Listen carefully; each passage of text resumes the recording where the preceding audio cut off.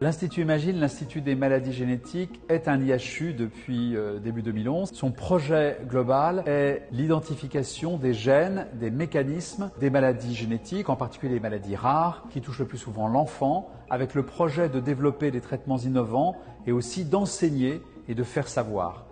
Une image qu'on peut donner de notre activité, c'est une espèce d'hélice, un système circulaire dont l'entrée est le patient.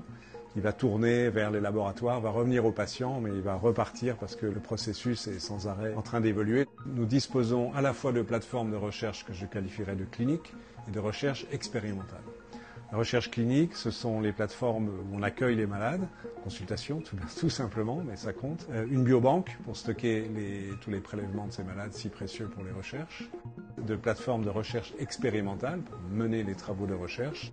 Bien naturellement la génomique, puisque nous sommes particulièrement intéressés aux maladies génétiques, les systèmes d'imagerie cellulaire sophistiqués, et puis bioinformatique, parce que nous générons naturellement beaucoup de données. Notre objectif est qu'à partir de nos projets, nous puissions être innovants, avec la création de toutes nouvelles petites entreprises qui débutent sur un projet issu d'une activité d'Imagine. Donc nous collaborons avec un grand nombre d'équipes à travers des réseaux de recherche, que ce soit en Europe, bien naturellement, mais aussi aux États-Unis, dans d'autres pays. Le premier défi est médico-économique. Nous pourrions largement participer à notre financement par la valorisation, certes, mais aussi par la levée de fonds, par le transfert de technologie, par le transfert d'expertise. Le deuxième grand challenge est un challenge de campus. Nous ne devons pas être une tour d'ivoire. Je pense à tous nos collègues qui n'ont pas nécessairement trouvé encore aujourd'hui les laboratoires de recherche et les plateformes dont ils ont besoin pour leur activité clinique.